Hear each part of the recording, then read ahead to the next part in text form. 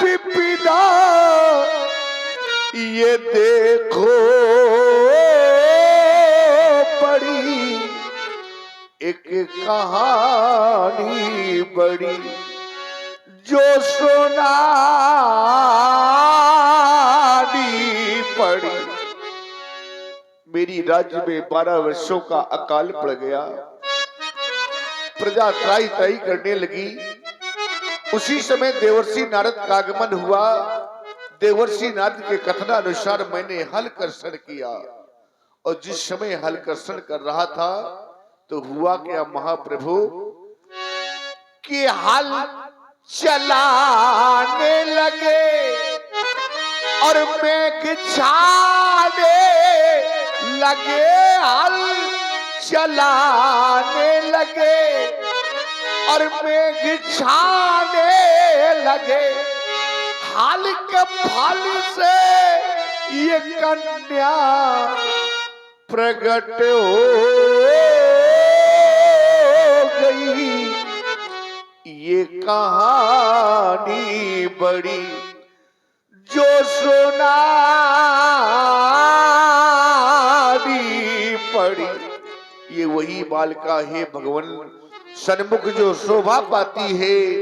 आशीर्वाद इसे दे भगवान, ये चरणों में शीश झुकाती। सिर ध्वज कहाँ पर हल चलाया? पुंडरीक क्षेत्र में। पुंडरीक, पुंडरीक माने पवित्र स्थान, जो कमलों का स्थान है। पुंडरीक माने कमल। पुंडरीक माने कमल होता है। पुंडरीक माने होता है जलज।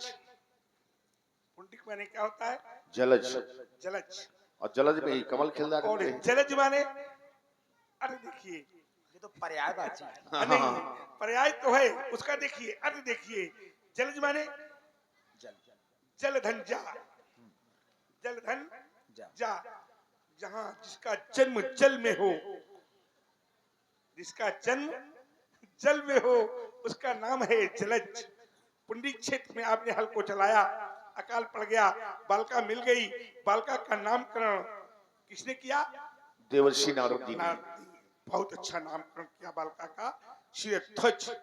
जब इस बालिका को देखता हूँ तो इस बालिका में नाना प्रकार के गुणों को समाहित में पंडित भाव से अपने हृदय में समाहित करता हूँ। क्या क्या इस बालिका की मैं प्रशंसा कर डालूं, सब कम है। क्यों? क्योंकि देखिए, अगर किसी भारतीय नारी को कभी श्रृंगार की आवश्यकता पड़ जाए तो किसी को देखकर श्रृंगार नहीं करना है। केवल भारतीय नारियों को, हमारी लाडली सीता को देखना है और श्रृंगार कर लेना है। क्यों? इसके तन पर साधना की साड़ी पड़ी है, प्यार का दुपट्टा उड़ा है, कानों में कर्मों का कर्णफूल है और आंखों में करुणा का काजल है, मांग में मानवता की मांग में शीतलता का सिंदूर भरा है। अगर पैरों में पवित्रता की पायल पड़ी है और ओठ में लज्जा की लाली लग जाए तो शिरध्वज ये नारी भारतीय नारी होगी, कोई दूसरी नारी नहीं है। जब जब इन भारतीय नारियों ने सादगी को साधा है, जब जब इन भारतीय नारियों ने सादगी को साधा है तो क्या किया है? चित्रकूट की चट्टानों पर मंदाकिनी जैसी नदी का निर्माण कर दिया है। जब जब इन नारियों ने, भारतीय नारियों ने सादगी को साधा है तो क्या किया है? भगवान ब्रह्मा विष्णु महेश को पालने में छोड़ दिया है, छठी अनसुईया। और जब जब इन भारतीय नारियों ने सादगी को साधा है तो ब्रह्मा के नियम को उलट पुलट कर दिया है और यमराज से अपने पति के प्राणों को छुड़ा कर ले आई है। ऐसी नारियां हैं, ये भारतीय नारी है शिरध्वज। इस बालिका का नामकरण नारद जी ने सीता किया तो इस नाम पर मैं भी विचार करूंगा। सुवति इति सीता, जो समस्त संसार को उत्पन्न करती है उसका नाम सीता। सयति इति सीता, जो समस्त ऐश्वर्यों से युक्त है उसका नाम सीता। सवति इति सुता, जो अपने भक्तों को सद्बुद्धि की प्रेरणा देकर सद्मार्ग को दिखलाती है उसका नाम सीता। सयति इति सीता, जो अपने भक्तों को सद्मार्ग को दिखलाकर कष्टों को दूर करके और दुष्टों का विनाश करती है, उसका नाम सीता। सिनो नति इत सीता, जो परात्पर परब्रह्म परमात्मा को अपने बस में कर लेती है, उसका नाम सीता। साहित्य इत सीता, जो व्यापक ज्ञान स्वरूपी है, उसका नाम सीता। हल के अग्रभाग सी से उत्पन्न होने के कारण इसका नाम सीता। जनक की दुलारी होने के कारण इसका नाम जानकी। विदेह की लाडली होने के कारण इसका नाम वैदेही। और मिथिला में सबकी प्यारी होने के कारण इसका नाम मैथिली। और भूमि से उत्पन्न होने के कारण इसका नाम भूमध्या। ध्वज इस बालिका का यश 3 लोक 14 भुवन सप्तद्वीप में नाना प्रकार के नामों से अपने यश को स्थापित करेगा। अस्त मेरा आशीर्वाद बालिका को। बेटी बेटी तेरा हो अटल सुहाग, सीते तेरा हो अटल सुहाग। सिर में सिंदूर की रेखा लाल, बिंदु से सदा शोभित भाल। हृदय में हो पति का अनुराग, बेटी हृदय में हो पति का अनुराग। बेटी तेरा हो अटल सुहाग। फूलो फलो त्याग की किरणें तुमसे फूटे, देश के बंधन तुमसे छूटे। अरे लगे लंका में तुमसे आग। बेटी तेरा हो अटल सुहाग। फूलो फलो सदैव साहस, ये नारियां तुमसे लेवे आदर्श। ये नारियां तुमसे लेवे आदर्श। इसमें भी तेरा हो प्रथम भाग। बेटी तेरा हो अटल सुहाग। सीते आयुष्मती भव, सौभाग्यवती भव, सावित्री भव। शीरध्वज बालिका को उच्च राजप्रसादों में ले जाओ। ले जाओ राजबल्लभ। आशीष दीनो सखी हर सानी, निज समाज ले गई सयानी। विश्वामित्र मिले पुण्य आई, मिले पुण्य आई। बाबा ठीक है।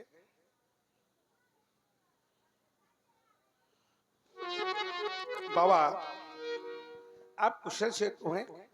हाँ वैसे आपसे कुशलता पूछना उचित नहीं होगा, क्योंकि आप तो कुशल और अकुशल दोनों के आधार हैं। बाबा आज के 5000 दिव्य वर्ष पहले मैं आपको रेवा नदी के तट पर मिला था। तब मैं छोटा था, आप बड़े थे। मैं आपके कंधों में बैठ करके तीर्थाटन किया करता था।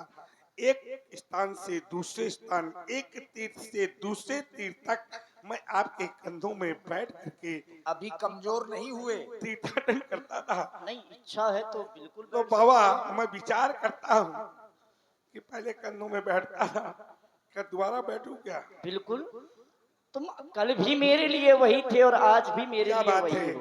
पिता के लिए पुत्र चाहे जितना बड़ा हो जाए वो पुत्र ही रहता है, वैसे ही बाबा के लिए नाती चाहे जितना बड़ा हो जाए वो नाती ही रहता है।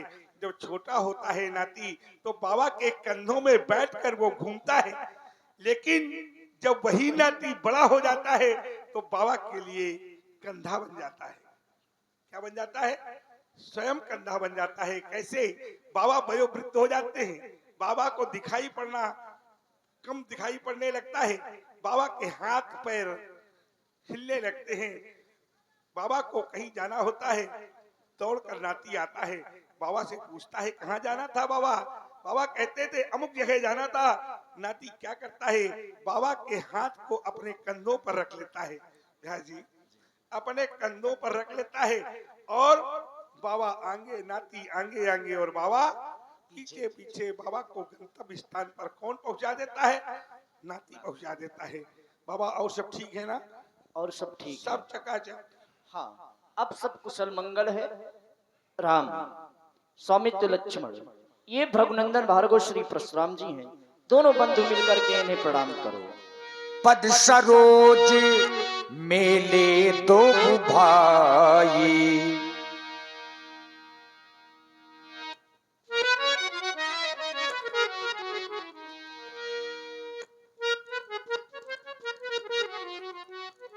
बाबा कौशिक कुंवर रावरे कौन?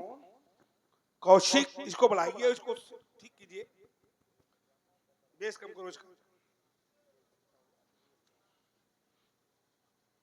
पैना बनाओ इसको थोड़ा सा। कौशिक कुंवर रावरे कौन? बाबा ये कौशिक कुंवर रावरे कौन? इनके कोमल अंग, कमलवत आंखें, इनकी शुंडाकार भुजाएं, सुंदर आभा अथर बिंबी की छवि अनंत बल जाए।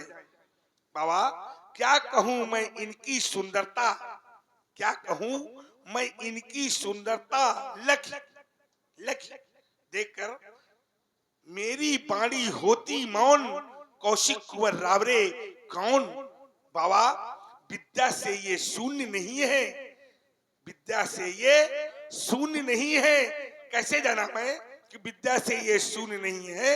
जब इन बालकों ने मुझे प्रणाम किया तो बाएं हाथ से बाएं पैर को और दाहिने हाथ से दाहिने पैर को छुआ तो मैं जान गया कि विद्या से ये शून्य नहीं है और धन से भी ये न्यून। कैसे जाना कि धन से ये न्यून नहीं है? इनके मस्तक के ऊपर मुकुट, मुकुट के ऊपर क्रीट और क्रीट में लगी हुई कौन? मणि स्पष्ट बता रही है कि ये किसी राजा के लड़के हैं। तो धन से भी ये न्यून नहीं है। किस प्रदेश के रहने वाले, ये बल विद्या के ये भान कौशिक कुंवर रावरे कौन? बाबा ये कौन है? इनका क्या परिचय है? आपके मुख से जानना चाहता हूँ। ये अयोध्या के राजा दशरथ के पुत्र हैं।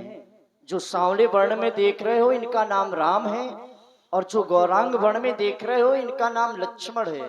और ये मेरे पास में पुत्र रूप में मेरे साथ में है। वहां अपनी यज्ञ रक्षा हेतु इन्हें अपने साथ में लेकर के आया था। बाबा आपने कहा कि राजा दशरथ के पुत्र हैं, हाँ, और मैंने सुना है कि राजा दशरथ के कोई पुत्र ही नहीं था। लेकिन अब हो चुके हैं 2 नहीं 4 चार पुत्र हो चुके हैं। देखिए प्रभु की कृपा, जासी प्रभु नहीं देता तो, प्रभु नहीं देता तो नहीं देता, और जब देता है तो छप्पर फाड़ के देता। फाड़ के देता है। अच्छा देता तो वो छप्पर फाड़ के है, और जब लेता है तब कैसे लेता है?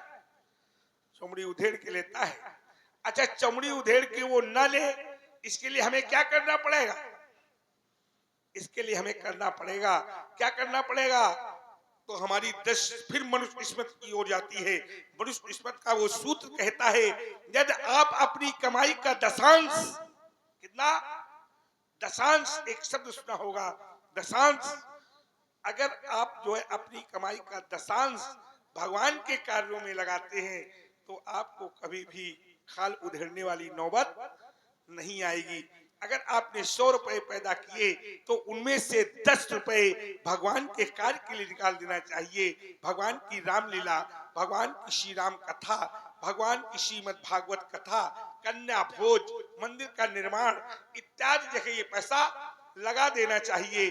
क्यों? क्योंकि दशांश भगवान का बनता है और दशांश आपको अपनी कमाई से निकालना चाहिए। अगर आपने 100 रुपए पैदा किए तो उसमें से 10 रुपए किसके?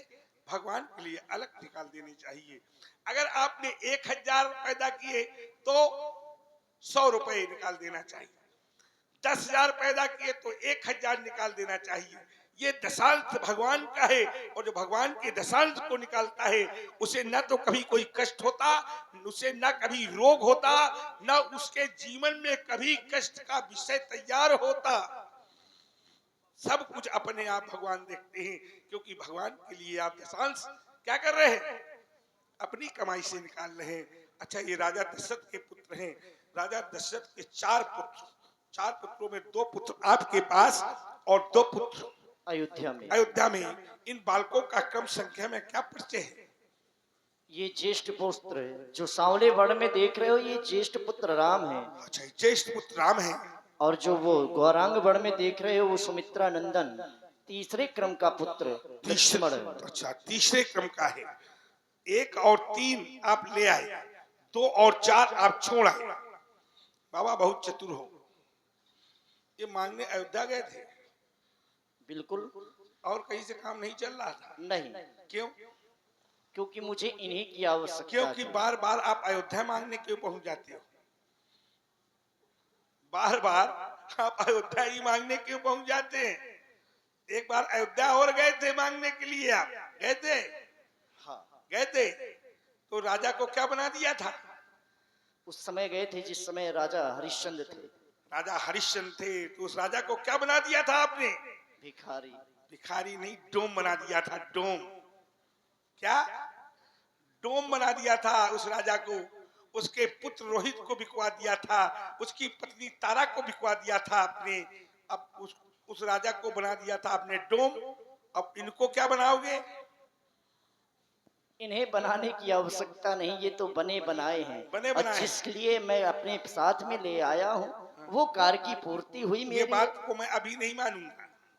जो आप कह रहे हो बने बनाए हैं, ये बने बनाए तब हम देखेंगे, इनको हम जांचेंगे, इनको हम परखेंगे, और हाँ, फिर हम देखेंगे कि ये खरे हैं कि ऐसे ही। अगर खरे हैं तो मैं भी मान लूंगा, हाँ। और नहीं तो नहीं मानूंगा। यही उचित है। आप 1 3 को ले आए तो 1 धन 3 बराबर 4 4। 4 क्या है? वेद। 4 है वेद।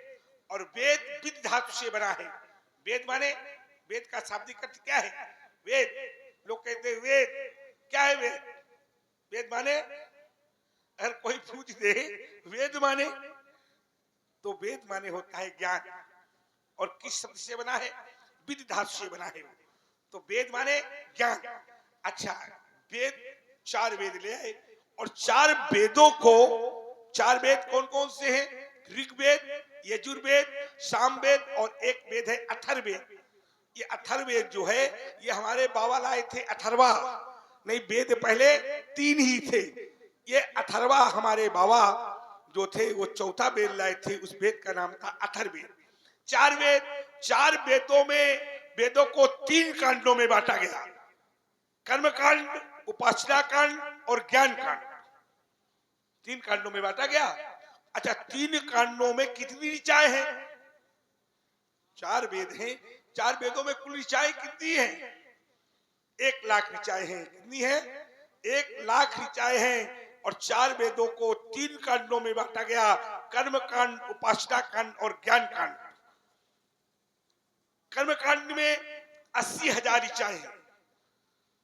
कर्म कांड में 80,000 ऋचाएं, उपासना कांड में 16,000 ऋचाएं, और ज्ञान कांड में 4,000 ऋचाएं। 80 16 96 और 4 1 लाख हो गया। 1 धन शून्य धन शून्य धन शून्य धन शून्य धन शून्य बराबर कितना हुआ? 1। और 1 क्या है? एक को ब्रह्म द्वितीयो नास्ति। एक को ब्रह्म द्वितीयो नास्ति। दूसरा क्या है? वैराग। तो ज्ञान विराग सकल गुण आयना, और तिनको हम देखा भी भरी नैना। ये ज्ञान स्वरूप, ये वैराग्य स्वरूप। बाबा ज्ञान और वैराग्य के स्वरूप है ये बालक। 2 बालक छोड़ आए आप। 2 धन 4 बराबर 6। 6 क्या होते हैं? शास्त्र। शास्त्रों में क्या है? राजनीति। राजनीति की आवश्यकता राजा। बहुत अच्छा किया आपने। इनको अपने साथ ले आए, तो बाबा इनको आशीर्वाद दे दे। हाँ, यही हम भी चाहते हैं कि अब कुमारों को आशीर्वाद दे दिया आशीर्वाद दे दे। हाँ। और ये है बाबा छत्री नेपाल। ये छत्री नेपाल के लड़के हैं। हाँ, तो अभी छत्री हुए, बिल्कुल। और छत्रियों को मैं आशीर्वाद देता नहीं। फिर समस्या खड़ी हो गई। लेकिन इस समय ये मेरे पुत्र रूप में है। ये आपके पुत्र रूप में है। हाँ, क्योंकि जिस समय महाराज दशरथ ने इन्हें सौंपा था, हाँ। तो उन्होंने कहा था कि आज से आप ही इनके पिता हाँ, हैं। मेरे प्राणनाथ सुत दो, तुम मुनि तुम पिता। आने नहीं को। तो ये मेरे पुत्र अरे रूप में ये है। तो उनके भाव थे। ये उनके भाव थे। ऐसा थोड़ा है कि अब आप पिता बन गए। अगर आप पिता बन गए तो ये आपके नाती हैं, तब तो वो पुत्र हो गए। लेकिन ये छो क्षत्रिय है, ये ब्राह्मण है। आशीर्वाद तो हो देना चाहिए। ये क्षत्रिय है और मैं ब्राह्मण हूँ। और आप क्या है? मैं तो ब्राह्मण ही, क्योंकि मैंने पहले मैं भी क्षत्रिय था। ये नहीं कह रहा हूँ कि मैं क्षत्रिय नहीं था। अच्छा, आप लेकिन जब- मैंने क्षत्रित्व को छोड़ा और ब्रह्म ऋषि की पद को प्राप्त किया। अच्छा, जब आप क्षत्रिय थे तब आपने एक वाक्य बोला था, क्या बोला था? धिक बलम धिक क्षत्रिय बलम। हाँ, धिक बलम क्षत्रिय बलम ब्रह्म तेजो बलम बलम।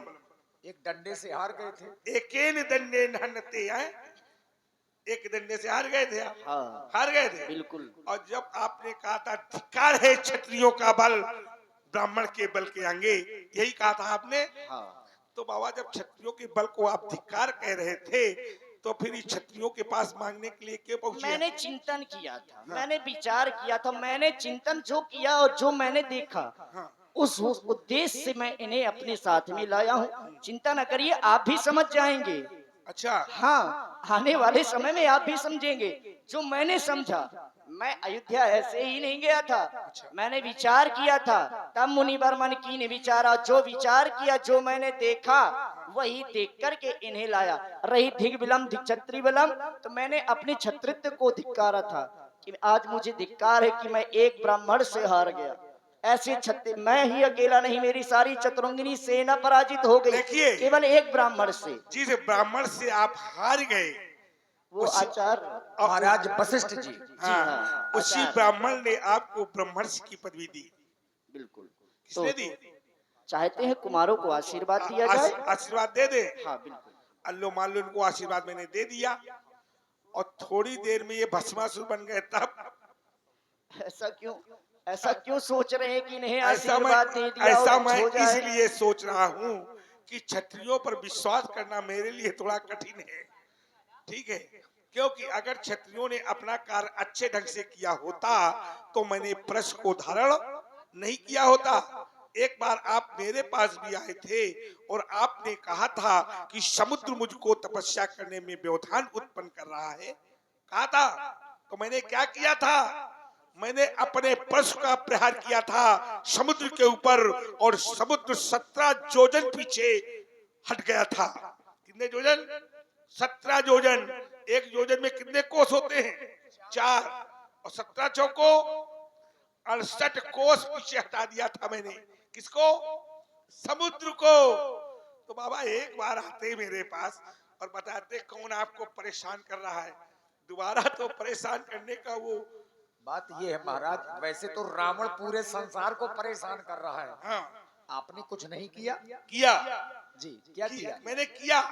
जब मैं रावण को मारने के लिए आगे बढ़ा तो पता है अगस्त ऋषि मेरे सम्मुख आ गए और अगस्त ऋषि ने कहा, राम ये पद तुम्हारे द्वारा नहीं होना है, ये एक रघुवंश में एक राम होगा, रघुवंश में एक राम होगा, यही इनके साथ में हुआ जिसके है। द्वारा ये पद होगा रावण का। नहीं तो रावण को मैं जाने कर निपटा देता। इसीलिए तो आपको नहीं कहा, नहीं कहा। क्योंकि जिसका कार्य जिससे होना है वही करने दो। अच्छा। आपका जो कार्य है आप करें, हमारा जो कार्य है हम देखिए, करें, और इनका जो कार्य है तो इन्हें बाबा भी करने अभी दो। तक जो कार्य है वो मेरे निमित्त है। क्यों?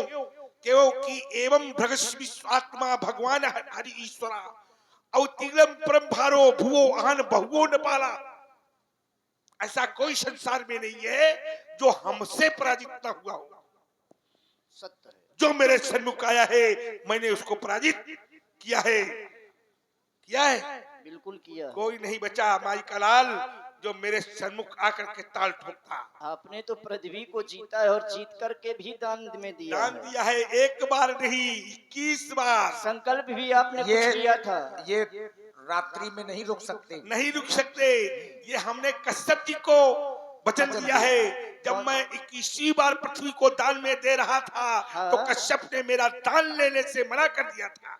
जी। तो मैंने कहा था बताओ मैं कौन सा उपक्रम करूं जिसके माध्यम से आप दान ले लें। तो कश्यप जी ने क्या कहा था? दान दी हुई भूमि पर रात में आप शयन नहीं करेंगे। ऐसे व्यास जी बहुत कम मिलते हैं, किसी को इतना गुण तत्व नहीं पता है। जहां ये चले गए हम इनको साधुवाद देते हैं व्यास जी को। तब से मैंने पृथ्वी और आकाश के मध्य में जो अवकाश है वहां पर मैंने महेंद्राचल का निर्माण किया और मैं वहां रहता हूं। कहाँ रहता हूँ? महेंद्राचल में। और कौन सी गति से मैं चलता हूँ? बाबा हो आप कौन सी गति से चलते हो? यही तो जानो। नहीं, गति आपकी है। हमारी गति कौन सी है? तो गति के आगे लगाया गया कि मन की गति से मैं चलता हूँ। जी। कौन की गति से चलता हूँ? मन की गति। मन की गति से चलता हूँ। हाँ। मेरे मन में आया अयोध्या तो मैं अयोध्या पहुंच गया। मेरा मन आया मिथिला तो मैं मिथिला में खड़ा हूँ। अच्छा बाबा, आपके कहने से मैं इन बालकों को आशीर्वाद दे देता हूँ, लेकिन मुझे ये बालक बहुत नटखट लग रहा है। देखो कैसे खड़ा है, देख लो कैसे खड़ा, अभी देख लो आप। ये बालक कितना सौम्य है, इस बालक को देखो कैसे देख रहा है। देखो देखो आप, अब आप कह रहे हो आशीर्वाद दे दो अरे इनका। ऐसा कुछ नहीं हैं? ऐसा कुछ नहीं ना, आप आशीर्वाद ऐसा दें। वो भस्मासुर भी कह रहा था भगवान अरे शंकर से। हम है ना, भगवान शंकर की तपस्या की किसने? भस्मासुर ने। तो भस्मासुर ने जब भगवान शंकर की तपस्या की तो भगवान शंकर प्रसन्न हो गए। भगवान शंकर प्रसन्न होकर प्रकट हो गए। भगवान शंकर ने कहा वरदान मांगो, तो भस्मासुर ने क्या वरदान मांगा था? जिसके ऊपर हाथ रख दूं वही भस्म हो जाए। वो असुर है। फिर क्या हुआ पता है आपको? भगवान शंकर वरदान देकर के चलने लगे तो उस असुर ने क्या कहा, जिसको असुर कह रहे हो? क्या कहा उसने? भगवान शंकर के ऊपर हाथ रख ना के ना, परीक्षण उसने करने लगा कि ये मैं पहले नहीं देख कहा लूं बाबा। कि ये वरदान उसने सत्य कहा है। वरदान तो दे दिया, हाँ, अब इसका मैं परीक्षण किसके ऊपर करूं? वही तो कह रहा हूँ। तो स्थिति क्या थी पता है? भगवान शंकर आगे आगे, अब भस्मासुर पीछे पीछे। पीछे पीछे। बाद में भगवान विष्णु को क्या क्या करना पड़ा ये सभी लोग जानते हैं। आप कह रहे हो इनको आशीर्वाद दे दें, हाँ। तो मैं इनको आशीर्वाद दे रहा हूँ, लेकिन बाबा याद रखना ये बालक जरा सी भी गड़बड़ करें तो इन पर आप अपना अंकुश बनाए रखना। बिल्कुल बनाए रखो, बिल्कुल बना मुश्किल है। उचित हमें तो रहेगा। लगा थोड़ी देर बाद कहीं आप इधर से अरे पढ़ाई कहीं करते नहीं, हुए यहीं दिखाई यहीं पर पड़े। रहेंगे। मिथिला छोड़ के कहीं नहीं जाऊंगा मैं। पक्का? अरे मिथिला देख छोड़ लो के व्यास कहाँ जी। जाऊंगा मैं। जब गड़बड़ हो तो हम आप ही को याद दिलाएंगे। हाँ, नहीं, कौशिक जी को बुलाएंगे। हाँ कौशिक जी आएंगे प्रा- भी। ठीक है, परेशान ना अब आएंगे तो मैं इन बालकों को आशीर्वाद से अलंकृत करता हूँ। मैया कौशल्या द्वारा पोषित विमल पाटका के मंजुल पारिजात प्यारे राम, निज भ्रात हृदय में विहार करने वाले भोले लक्ष्मण, तुम दोनों बंधुओं ने आज तक के अपने जीवन को अयोध्या के उच्च राज प्रसादों में व्यतीत किया है, लेकिन अब तुम दोनों बंधुओं को आदरणीय विश्वामित्र जी के यज्ञार्थ रक्षार्थ हितार्थ अनेकानेक कष्ट सहने होंगे, अनेकानेक कष्ट सहने होंगे। तो राम यह धनुष पर प्रतिज्ञा चढ़ाते चढ़ाते तुम्हारे हाथों में फफोले पड़ जाए तो राम सौमित्र लक्ष्मण तुम्हारे मुख से आह नामक शब्द उद्घोषित नहीं होना चाहिए। अस्तु, मेरा सुंदर सा आशीर्वाद। मानवता के प्रबल समर्थक सब अलग, मानवता के प्रबल समर्थक रघु से अधिक महान कहेंगे, प्यासे अधर सिसकते अंतस राम तुम्हें भगवान कहेंगे, लखन तुम्हें भगवान कहेंगे। देख रहा हूं ये जीव धरा के, देख रहा हूं ये जीव धरा के, अरे तुमसे कितनी आस लगाए, पलक पावड़े बिछा चुके हैं, निज नयनों के स्वप्न सजाए।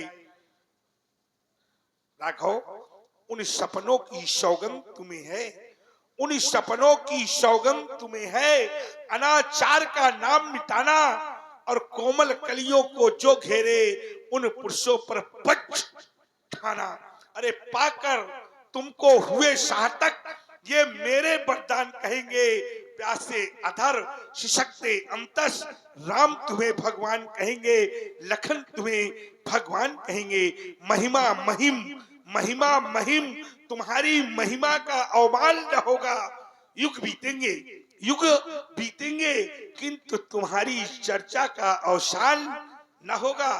और मेरा आशीर्वाद है राम, सागर की सीमा से भी बढ़कर बहेबो राम तुम्हारा होगा, और रमा नहीं जो तुम्हें सकेगा, उसका जन्म दोबारा होगा, उसका जन्म दोबारा होगा। छात्र वंश के गर्वीले स्वर तुम्हें वंश की आन कहेंगे, प्यासे अधर सिसकते अंतस राम तुम्हें भगवान कहेंगे, लखन तुम्हें भगवान कहेंगे।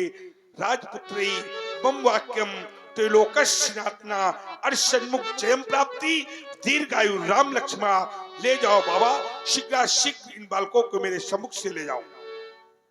देखिए भगवान परशुराम जी का ध्यान मिथिला की भारी भीड़ की ओर गया। आखिर मिथिला में इतनी भीड़, वो भी राजाओं की। बार बार महाराज जनक की ओर देखने लगे। बहुर बिलो की विदेह सन, कहबु काहे अति भीड़, पूछत जान अजान जिमि, व्याप्यु कोप शरीर।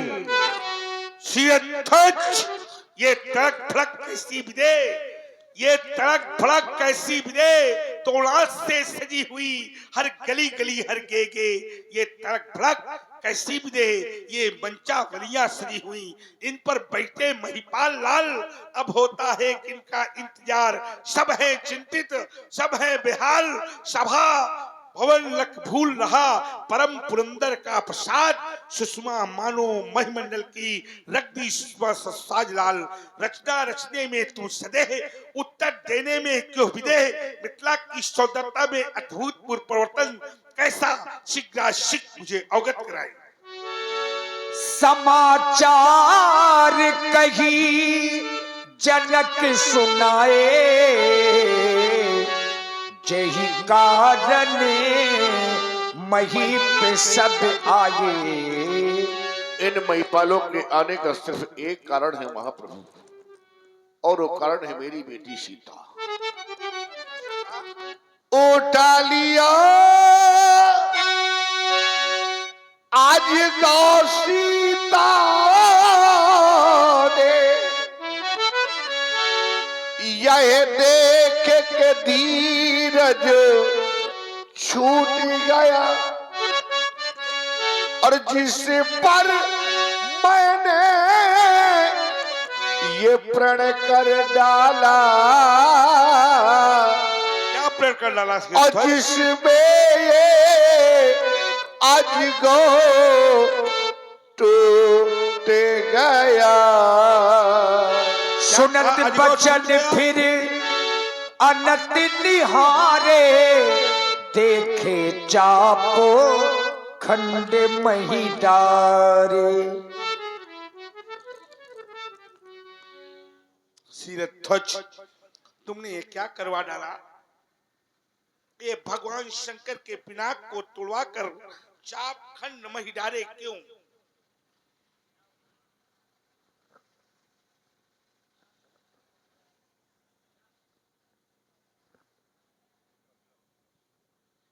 ये चाप खंड मही डारे क्यों?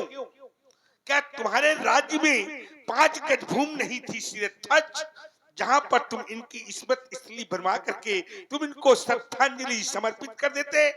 नहीं कर सके शीरध्वज, नहीं कर सके तुम ऐसा। तुमने क्या किया, शाप खंड मही डारे पृथ्वी में फेंकवा दिया। ये संसार बहुत स्वार्थी है।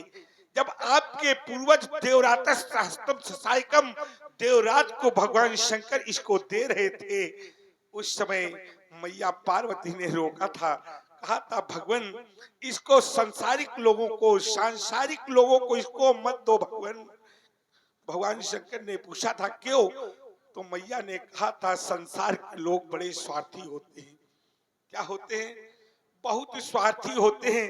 देखिए, जब तक इस धनुष की से राजा जनक का स्वार्थ रहा, तब तक इस धनुष की प्रतिदिन पूजा होती रही। इस धनुष पर माला चढ़ते रहे, दीपक जलते रहे। आज ये धनुष टूट गया तो क्या हुआ, चाप खंड मही डारे पृथ्वी में फेंकवा दिया शीरध्वज तुमने। क्या तुम एक बार भी तुमने विचार किया